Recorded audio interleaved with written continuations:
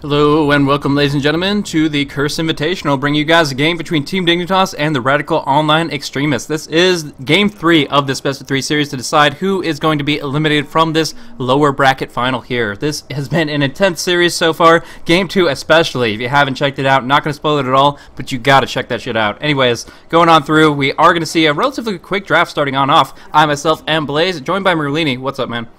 Hey, how's it going? And if this is the first game you're joining us for today, you have missed out on some incredible games, incredibly close and exciting games all around. And wow, I'm just still stunned by the result of the last game. It was just incredible. Anyways, we see the first draft or the third draft already well underway. Bat and Wisp banned out by Team Dignitas, no surprise there. And Magnus and Lone Druid, two of the heroes that Dignitas had last game, will be taken out by RoX.KIS, and they will first pick Gyrocopter. Very stable pick by them, and BZZ is most likely the player on that, although we have seen Dread play it too.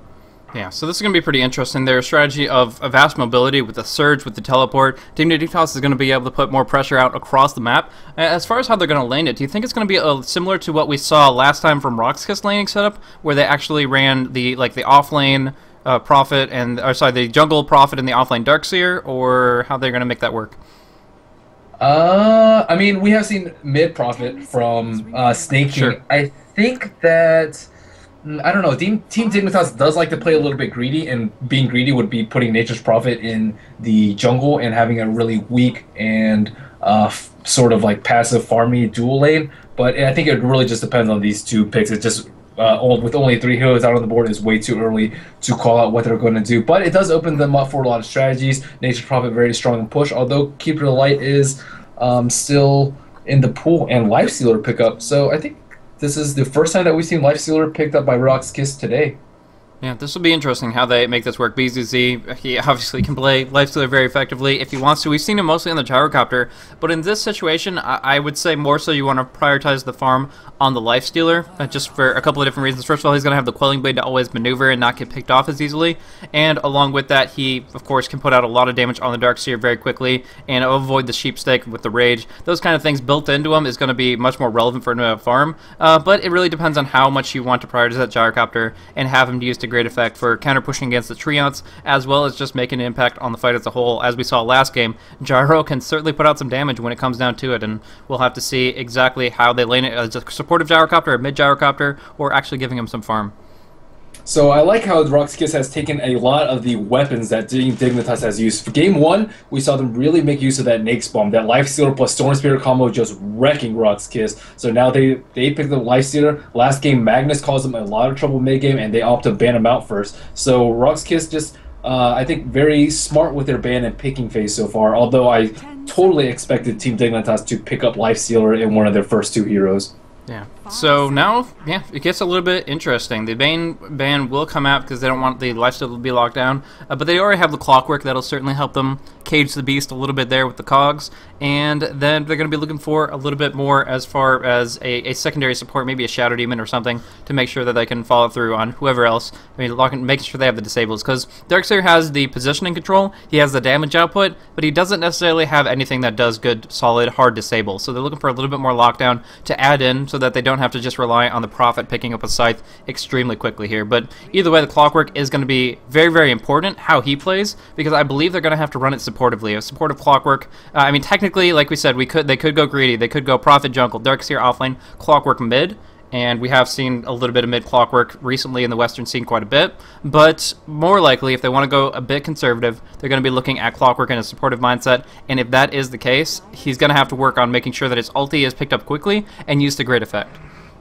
So a couple of targeted bans from RoX.KIS. Bane, a very obvious ban again when you have a Lifesteal on your team, that Enfeeble just causing a lot of trouble for him, as well as for Gyrocopter. If you can get it off before he gets his flag, that just mitigates a ton of damage during team fights. And then Shadow Demon, also another very good hero versus Lifestealer. Purge being able to shut him down during Rage. Defensive Disrupts being very effective when he tries to open wound and Zerg down someone. And looks like Team Dignitas will take out a couple of the supports. They are liking one support right now on the side of RoX.KIS, as well as a solo offlaner, although they could put Gyrocopter in the solo safe lane and pick a... I guess they need a mid hero too, so they could put Gyrocopter mid. We've seen that a couple of times. It'd be interesting how these lanes work themselves out. But yeah, really, really curious to see what Team Dignitas picks to work with this lineup, because right now I feel like they have a bunch of heroes that can provide great setup. The vacuum pulling in, of course into the cogs would be great, but just in general the vacuum pulling on in will make it so that Team Dignitas can do great AoE. Clockwork is great for cogging somebody in and doing single target pickoffs. Nature's Prophet can go in the back line, do something similar with the Sprout. They have all this setup. What is going to be their follow through? I'm not sure. They're still missing 2 supports if they want to run it that way, but I severely doubt that they will do that. I think that Clockwork is going to be in the support role, as you said, because their lanes would just be really, really weak if they wanted to lane it otherwise. Let's see, Warlock ban from them as well as a Nyx ban, so I think nothing too special there. RoX.KIS, I guess a little bit scared of the push potential from Warlock, but they have Keep It Light. I wouldn't be too worried about it from there. And Gyrocopter is actually pretty effective at dealing with the Infernal. I'm not exactly sure what it's called now. Oh yeah, Chaotic Offering. So he's pretty good at dealing with that with the flat cannon.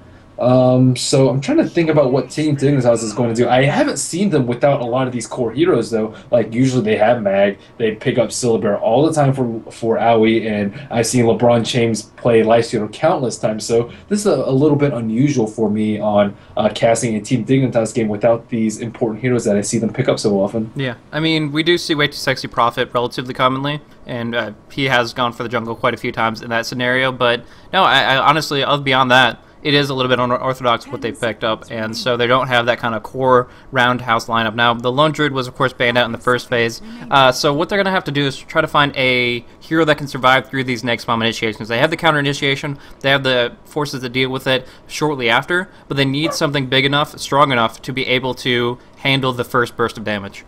Yeah, but they need follow-up damage to their nice initiate, whether it be a vacuum wall or a clockwork hookshot into a cog, and they also need a carry, so I expect like 1 damage dealing support and 1 carry, I suppose. That's probably the best option for them right now, but again, I'm a little bit hazy as to what their direction is right now. RoX.KIS has a much more traditional lineup, Lifestealer Bombs with Storm Spirit, Keeper as part of the triple lane, and just Gyrocopter and Nyx as the main sources of damage.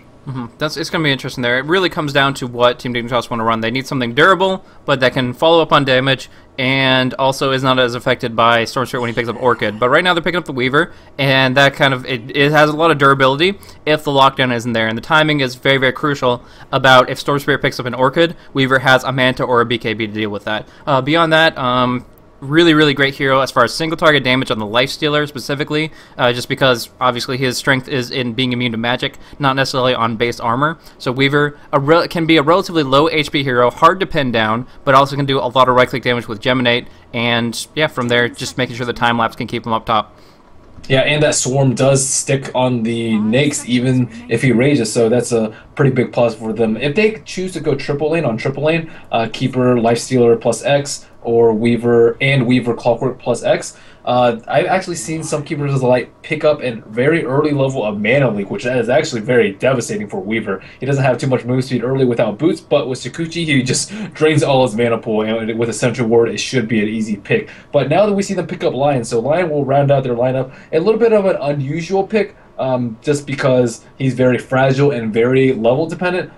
Usually you only want one or the other in a triple lane, but he's very, very good versus Weaver. He has tremendous amounts of burst, and that is pretty much the lockdown that they need to kill a Weaver just straight up. And it's also pretty decent at zoning out a Darkseer. Yeah, it'll be interesting their movement though. Lion isn't the quickest hero unless he picks up like a Blink Dagger or something like that. So for quite some time he'll be kind of trailing behind. They might have to go for smokes, even though they do have the Storm, which means that it's not going to be that big of a deal as far as making the impact with the ball lightning initiations. They do have some global presence with the Keeper Light, and their tri-lane will be extremely strong, no matter how they decide to lane it, which I believe has to be aggressive given their pickups here. They don't have an offlane hero whatsoever. So yeah, running together the Keeper Light, and then most likely the Lifestealer and Lion to leave the Gyrocopter safe lane solo.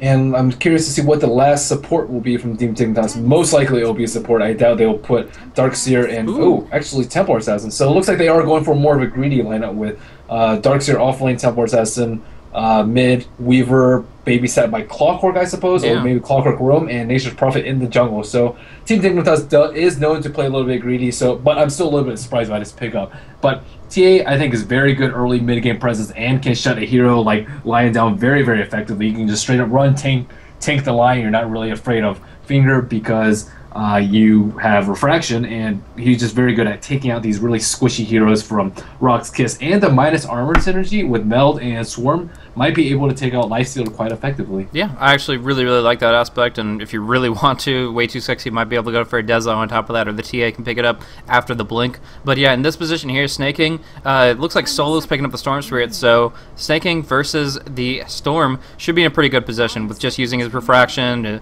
a little bit of Side Blade harassment long range. Storm really is going to be having issues staying on the lane until level 6 when he has all the escape in the world, so the timing could be really, really important there. Right now, AUI is going up top with the Shikuchi, making sure that he's going to be up there really quick, safe, and sound. Fogged is supporting it up on the Clockwork, going up on that top lane. We're going to see sneaking on the mid on the Templar Assassin. And then we have the Jungle Prophet, Way Too Sexy, picking up 4 Clarities himself, leaving Universe on the off-lane Darkseer. And on the side of RoX.KIS, we have BZZ, the captain and drafter, as Gyrocopter, as we see him on very commonly. Solo on the mid-solo Storm Spirit, Vanscore on the support Keeper of the Light, Dread on the Lifestealer, and Yol on the Lion. Yeah, so starting things off strong here, we are going to be seeing, again, supportive Lion is going to be making his impact down here. And a lot of disables. I don't believe he'll be going for a mana drain build from any standpoint. It just doesn't make sense in this position. So hard lockdown, and when he does max out that Hex, it goes up to 4 seconds. So kind of as you were talking about, that'll be instrumental in bringing down the Weaver before he pops off his ultimate, which, although it's still possible to do, if you let him get the time lapse off, it's twice as difficult to actually bring him down. So very, very important to make sure they have the disable lockdown and then time it so that the Orchid comes out before Weaver has a response. Yeah, and I'm actually a little bit surprised to see them pick Lion. I don't know, this hero is just really, really weak, and you really need to be able to stack a lot of the camps, but it looks like they will be able to do that considering it's just a solo Darkseer. Can they zone out a solo Darkseer? I think so. Stun is very, very low duration at level 1, though. It's only 1 second. It's unlike, let's say, Lina and Leshrac, whose stun is full duration at level 1. So, again, really level-dependent hero. They really need to make the good use of creep stacking and hopefully creep stack some of these other camps. But they're going to be pretty limited. They're actually doing like a sacrificial Nyx in the off-lane / jungle, and they only will have 3 camps to work with for the beginning part of the game. Yeah, so doing a little bit of dual jungle. Right now, Yol's going to go in for some good right clicks. Gets the Impale off. They're going to do some right clicks here. No Illuminate or anything, but just going to push them back right now. The great thing about the combo of the, actually mid lane, Zillow's going to take some hits here. Path block, body block coming in from the Clockwork, catches them in the cogs, and now they're actually going to be able to do a lot of right click damage with TA blocking off the other side. Remnant doing a lot, but here comes that Refraction. It's active, doing the extra right clicks. And as he's hasted, Fog can go back for a salve, and now the final right click should come through. The Impale connecting on top. Fog really wants this kill. The right click is there, but he's taking so much, cogs him away, but he's at 38 HP, and Fog will have to fall back from here, just barely living himself. So that exchange, very, very careful, but the big issue there was that Fog didn't run far enough to cog back the Storm Spirit, so TA couldn't do her damage. And as a result, agree with you there. Yeah, they couldn't get the kill because TA was spending so little time actually getting right clicks off. Yeah, she's pretty much a melee hero at this point. Attack range 140 without a level 1 side blades. So unable to attack from outside the cogs, that would have been a pretty clutch first blood. But regardless, we see Stinking continually pushing out pressure on Solo. He did have to get some tangos passed to him by Vanscore. And looks like Aoi is dominating the creep score chart. No surprise there, considering he is uncontested in top lane. And looks like Sahil O'Neal, Way Too, is doing some pretty cool creep pool stuff. He's getting a lot of experience in the way of that. And he has 4 clarities, not opting for the early Gloves of Haste rush that we see a lot of Nature Prophets do. Yeah, so turning in from something that we called greedy into something that's extremely efficient, when you consider the fact that the lifesteal has been relegated to the jungle, despite only being up against a Clockwork and a Weaver, Dread has opted, instead of going for that offlane, to be just sitting here in the jungle, farming up easy creeps, and it just kind of feels like that efficiency by comparison, it's not going to work out. Yes, they're going to zone Universe hard. Yes, he's going to have trouble in the offlane, but the fact that they're getting so much out of this second support role with the Way Too Sexy picking up the Prophet, it just, comparatively speaking, puts Dignitas in a great position. I agree with you there. Like Dignitas is definitely winning out on this early game, especially now that LeBron James is level 2. He can get some experience. He can try and contest the creep pools a little bit, and he won't be completely zoned out. Pretty much like this Lifestealer is forced to just leave top lane. But looks like Universe is actually playing a little bit aggressively, trying to kill these creep cans. But Lion is trying to. He's like in a very dangerous position right now. Yeah. So it's a bit of a rough patch, but the good thing is he has a surge, so he will be able to move in, even if he's hexed on up. The timing is very, very careful, though. Right now, going for Iron Shell, we have seen Universe do this a couple times before and come out on top, where it's just very, very close skirmishes, but the Stout Shield just keeps him up, and he can just surge away, salve up, and go right back in to screw over the poles. But the first blood is unfortunately missed while I was checking that out, as we do see the Templar Assassin is dropped down. Open Wounds comes out from the Lifestealer to slow him down, and Solo delivers the right-click damage along with that Electric Vortex to seal the deal. And it looks like Wei2 was trying to pick off the chicken, teleporting mid to get it, but this piggy is already flying. So when pigs fly is when Nature's Prophet isn't going to be able to score a kill on that. So he actually misses out on a lot of farm doing that, and they are playing greedy, but I mean they're actually getting a little bit punished for it. And I don't know whether sneaking overextended in mid. I didn't actually watch it, but First Blood going the way of Dignitas, and I think it was very good for Dread to pop out of jungle to help out with that. Yeah, absolutely. I think he was on the high ground at the very least when they initiated. That's pretty much, as far as positioning goes, makes the most sense as far as how he got picked off there. But yeah, it's very difficult when you kind of deliver that early load of experience to Storm Spirit. Now moving in towards level 5, whereas Snaking's just barely into his own level 4. Jumps up pretty quickly as these creep waves get demolished, but in general you're still going to see Solo coming out on top, especially since his Ball Lightning is not too far off. Meanwhile, we do see a lot of push on top. Basilius active, right-clicking down quickly on this tower, and with a rank 2 Geminate, they're actually going to be able to bring this down really quickly.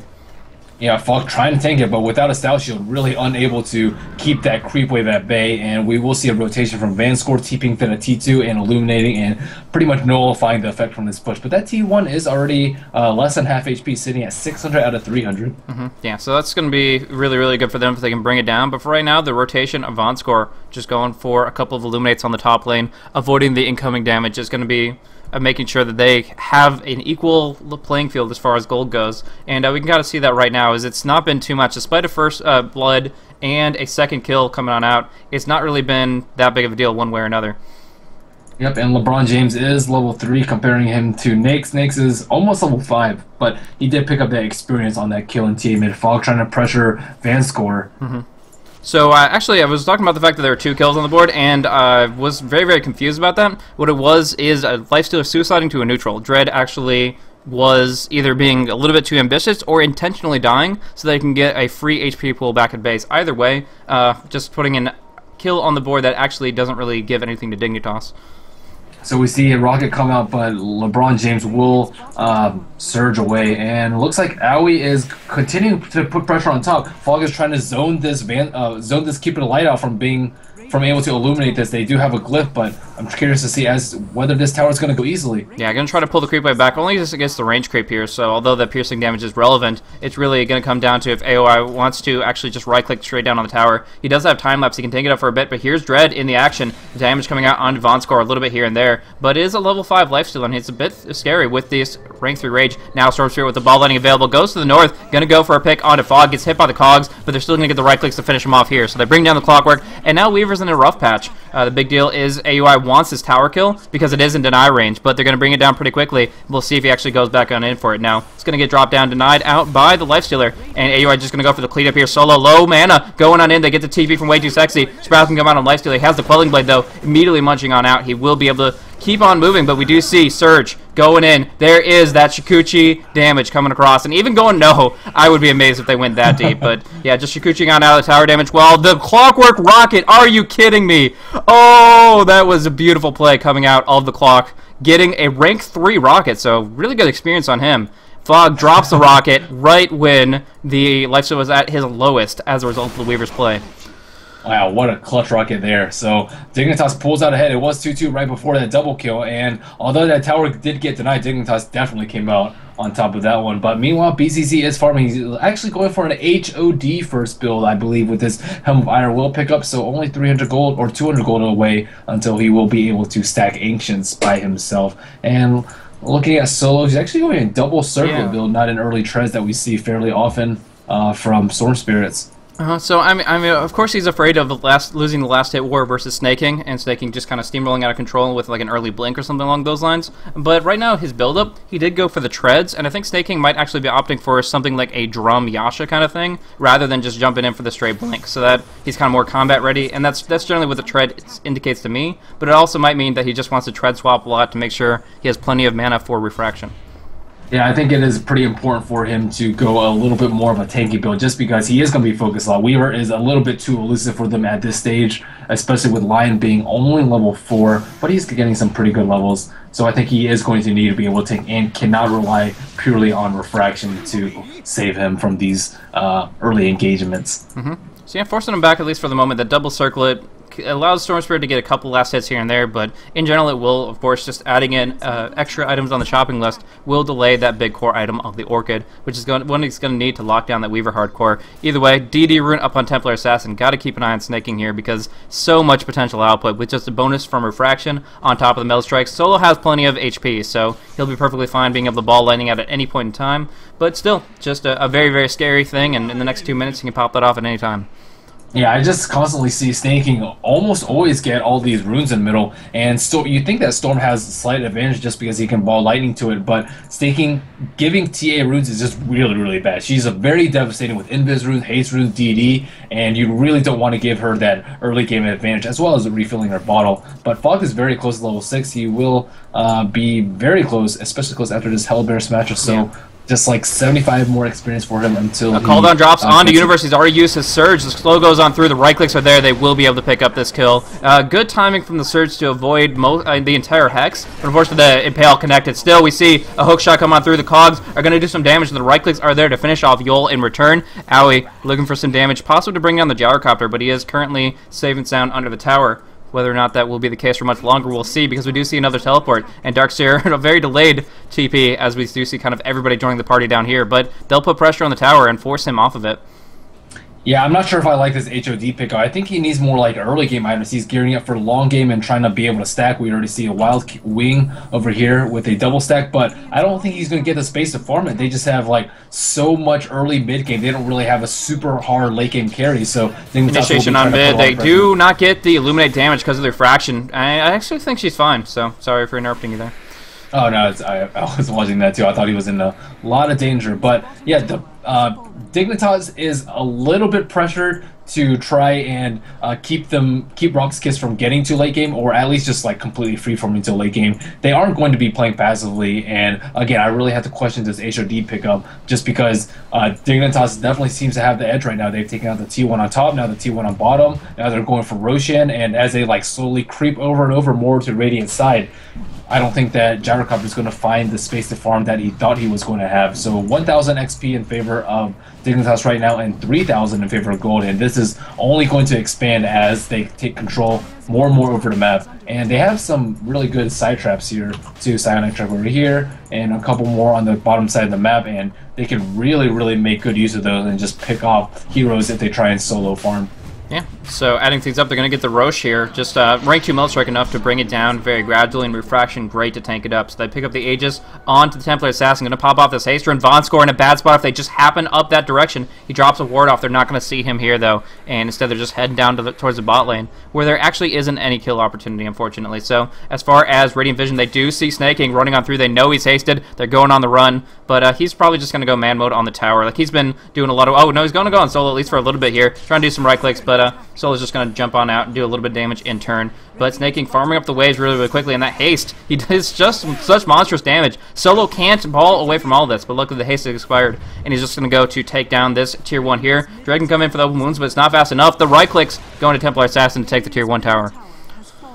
Yeah, and it looks like RoX.KIS is just slightly falling apart right here. Keeper Light should be very, very good at defending these tier 1 towers, but I think that he just constantly has to worry about Hook, has to worry about Weaver coming from behind, has to worry about Furion TPing in, and they're just unable to defend these T1s. I think they'll be better suited to defending these T2s, but you really don't want to give up these 2 early T1 towers. The most important one is the one in middle and the one on bottom, and once those 2 are taken down, the the amount of farm that Dignitas has in farming both jungles is just really, really dangerous for RoX.KIS at this stage of the game. Yeah, it's just so much control over the Radiant jungle is exactly what they're looking at. They have all the farm in their grasp. Right now, they jump in, they have the Midas, they're maneuvering around in their jungle, they're doing a little bit of farm of their own, but as long as it's, the bigger thing is as long as it's not available for RoX.KIS. If they can't farm either jungle, then that's going to be the most important thing. Hookshot connecting onto Snaking might be enough here. He's going to go for the Rage TP, though, and they didn't actually use the cogs to interrupt it. So now Snaking slowed up a little bit, but too quick on his feet to actually be worth the kill, worth the trouble to pursue on through.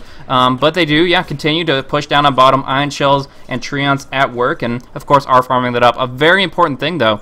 Actually, yeah, Owie dueling it out with Solo, who has vision. They're going to go for the Electric Vortex, but it's not going to be enough to bring Owie down. He time-lapses back up to full. Going to go for the Swarm, going to go for the right clicks, but Storm Spirit exhausts his entire mana pool to just get on out of there. A little bit of counter pressure down on bottom as Vonskor sends out a powerful Illuminate to dissuade them from the push. But, oh my goodness, Fog in the mid lane, dropping off some cogs, trying to pull them on out of this one. Battle's going everywhere. Fog dropping low. The homing missile will connect here. Snaking going to try to bring it down with a couple right clicks, but Meld's not going to help that situation. So Fog will actually be hit by this. Fortunately, it's not high enough rank to actually be dropped down. Only rank 1 from the Gyrocopter. Anyways, while all that's going on, Tier 2 is being pressured, and a TP will come from Storm to try to stop that from happening. He jumps on in with the Ball of Lightning, going on top of Nature's Prophet, but they get the Surge, they get the right-click damage, and Solo has to go right back on out. Fountain Regen, keeping him in a position where he's still in an okay spot as far as mana goes, but still pressure from all sides, and we even see a double push up on top with Owie and Way Too Sexy going for this top Tier 2. Yeah, and I talked about Dignitas being greedy, but it looks like RoX.KIS is just being really greedy. Again, Gyrocopter with his item build as well as his skill build, 4 points, ooh. Yeah, we do see actually the Finger of Death bringing down the Nature's Prophet, now looking for Owie. They connect with the Impale. He's still barely within the range of center. Do they just bring him right back up to full with that? Oh, big blocks. Big body blocks allows Owie 2000 to get some easy right clicks without even wasting another Shikuchi. Just finishes it off really, really quickly, doing a few right clicks on the tower, but the big thing is he gets that return kill, and Owie is going to start steamrolling once he picks up this Linken's. There's nothing they can do to really lock him down hardcore. The mana leak won't be as effective. The open wounds, I mean, he's not really caring about it, but he still is able to kind of duel back and forth without worrying about that lifesteal. Yeah, I wonder why they haven't been making very good use of the Nyx bombs too. They need to sort of get some more kills around the map. Sure, they got a kill on the Furion, but that's not really a high priority target, and they traded a kill for it. So they really just need to expend a lot of their ultimates, whether it be Call Down, Finger, Infest, and just try and just stop this constant siege that Dignitas is applying to them. Yeah, trying to do the best they can, but Solo actually almost getting dropped down from the initiation of TA, and they get the hook shot on BZZ. Gonna bring him down very, very quickly. Actually, yeah, they do get the kill on the Keeper Light as well. Now we do see Dread on low life. Snaking goes for a big Melt Strike, but now being slowed on up. Open wounds too much, but he has that Aegis in store, so he's gonna be able to actually keep it up, at least for the moment, trying to get out of range of the tower, but the Electric Vortex pulls him back in. They break through the Refraction. Can they break through the hero itself? There's gonna be Melt Strike out of the tower, turning it around right here. Big damage come out, but the Infest goes across, and Snaking will fall here. Yep. So Dignitas a little bit overextended there, but they got a lot out of it. They got BZZ, very high priority target kill, and they got the T2 out of it. So let's check the status of Roshan. Still another 5 minutes until that. And oh wow! Wow. What was Fog just using the rocket and killed Nyx right below. Oh my goodness! Are you serious? He's having a bad day. With his third rocket kill. Wow, 5 and 1. That's Dread is having such a rough day. That happened. I mean, that's identical to what happened on the top lane. That was the last Meld Strike that came on through from TA before she fell. Put Lifestealer in a critical enough range where that was successful. And I gotta say, right now, earning my MVP, despite the issue with his first blood, the issue in the river on that first blood attempt, I gotta say, still Fogged is playing an amazing game. Yeah, he's just playing incredibly well. These rockets are just coming from way across the map too. So gold difference almost 10,000 in favor of Dire right now, and they have the minus on top, and about 4,000 in favor of for XP. But oh, actually, they're going to see Way Too Sexy try to initiate. There is going to be the Owie's right-click damage. Not going to finish off the Gyrocopter from now. Solo taking a lot of hits here. Drops a Remnant, has the illusions up, doing some here, but he has run out of a lot of mana. Now it's going to be kind of a full, what turns into from a skirmish into a full teamfight engagement. As we see Dread pursuing on top of Way Too. He does. Oh, they chew on through with the Quelling Blade. They get the stun across. Just good timing from both Dread and Yol. They're able to bring down the Nature's Prophet despite the Sprout TP attempt. It looks like I was going to snipe up a few Ancients real quick, but just a couple of kills before he walks away himself. Yep, and looks like RoX.KIS is still going to farm a little bit. BZZ has phase drums or phase boots, Helm Dom, and it looks like he's going for Yasha next with this Boots of Elven skin, but again, just constant seat by Dignitas. There was this T2 will go down to snaking the Templar Assassin. Yeah, setting it up here. Lanai just doing so much damage very, very quickly. Getting farmed up with that kind of blast head. It's going to be a really big deal. Now, they are looking at... Yeah, Yasha. Okay, I was... Oh, good dodge by Biz, but it might not be enough here. He's going to drop the call down. Going to be doing some damage, but taking way more than he's dishing out. Snaking, going to fall back here, but is able to survive. And instead, they're forcing Solo back and again. So that is another kill on the Gyrocopter, dropping it down at 0, 2, and 3 on him. Not where he wants to be at. And they've been stifling his farm substantially. The ward that's currently on the Ancients has been up there for the past 6 minutes, blocking off entirely. The only stacks, I mean, he got a couple of them, but then Aoi sniped up the rest. So in this position, he's not been able to farm up at all, and we see the end result is a GPM of only 294 on their number 1. Yeah, that's not good at all. I did not think that was a good item choice, and he's just not really getting that much out of it.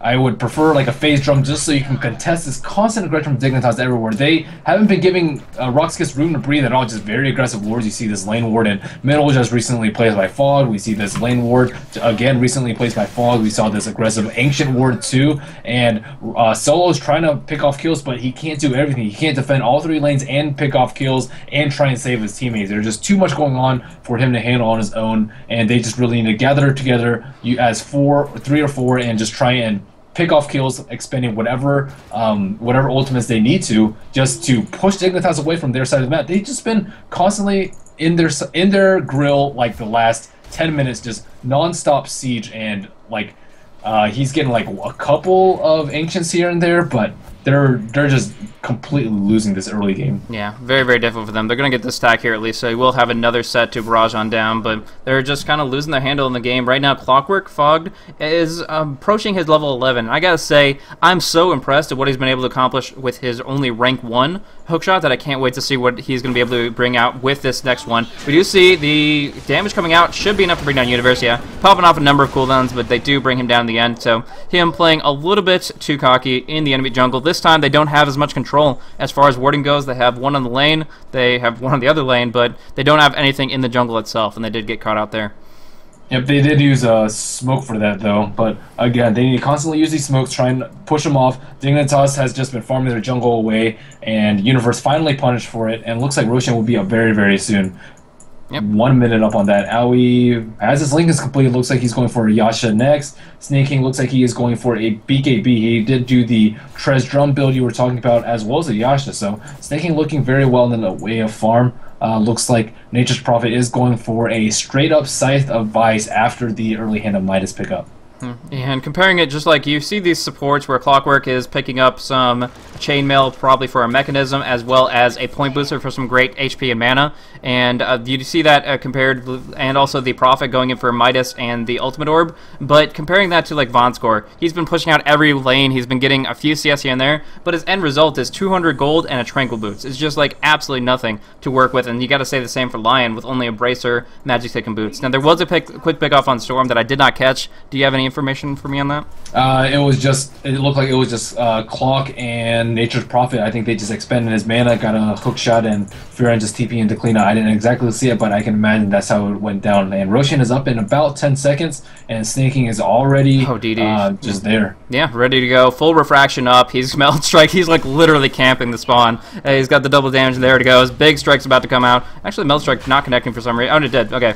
I just expected more. Usually you see like 80% of a health bar drop with Snaking with this much damage. But of course, Roche can take a few more hits than that, but not many more, as he does get dropped down very, very quickly. And this Aegis should be going to, I believe, Snaking. So yeah, TA going to be able to pick that up. Black King Bar closing in on that. So he only needs about 1,500 more gold to conclude on that setup here. And we look back at the Storm Spirit, and he really doesn't seem like he's had much going for him. Like, he honestly in this position, he went for the Circlus, he built out 2 full null tallies before picking up the point booster. Yeah, you can move in towards Bloodstone, but right now you don't have that Orchid, and you probably never will.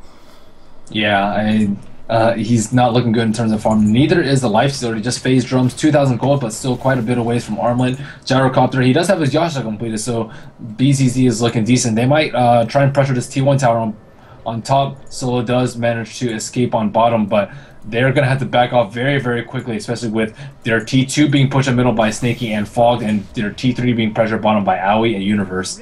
So Solo actually taking a lot of hits here. He's going to ball away, of course, back to the fountain, but he's just trying to buy time where they can put pressure on the tier 1 here. Wrath of Nature doing a lot of work, though, and they're going to have to take it down very, very quickly, or they're going to risk losing some presence down on the bottom. That tier 3 specifically is taking some hits, and that tier 2 should fall since it's only 200 HP away.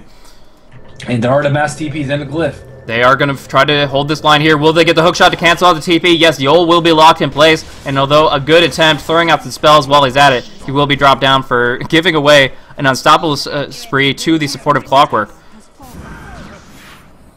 Yep, and yeah, things are just not looking good for Dignitas. Gold lead around 16,000, so things are looking pretty ugly. Just a straight shot down. I don't even see any dips up in terms of this. RoX.KIS has not been able to catch a break at all. Yeah, it's just been a really, really tough game for them, and you can see in the goal graph going at 16K in the favor of Dignitas, and the experience pretty much telling the same story, around 12,000 there. So that is really, really bad. Obviously, the towers have all fallen. They don't have a single outer tier tower, and next stop is going to be the high ground, and generally you would say they have to wait for Roche for that, but they actually already have it up. They have the Aegis on snaking, the backing bar as well, and if they really wanted to go, they most certainly can. Of course, they'd prefer to get a pick off before actually trying to siege high ground. It's rapier time for BZZ. Come on, man. We need it.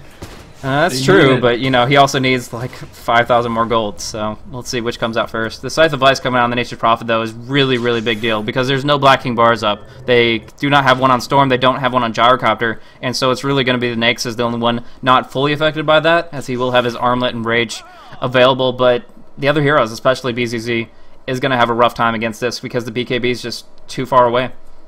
Yep, and looks like they're just looking for a pick right now.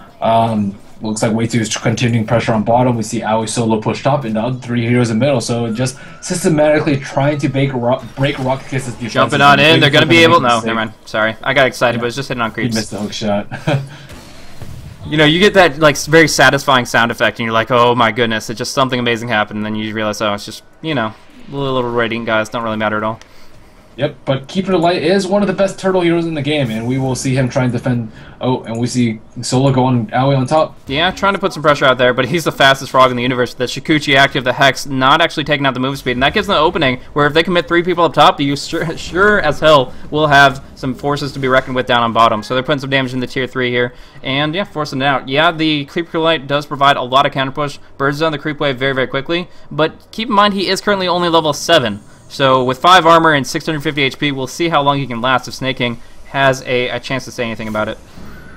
Yeah, and he just doesn't even care about the refraction at all. He does have BKB. Oh, Solo jumping on in, trying to go for him here. They're going to be the open wounds, but Solo really just spending out his mana. He's going for one of his cute little plays that he does very, very frequently, where he likes to, when he's Storm Spirit, bottle up entirely in the fountain, ulti into the bottom lane, and then ulti right back out to heal up in the fountain, and just rinse and repeat until they've all been counter pushed out. So a little bit of extra turtle presence in his own little way, but yeah, right now it doesn't really mean that they're going to be able to force anybody out in full.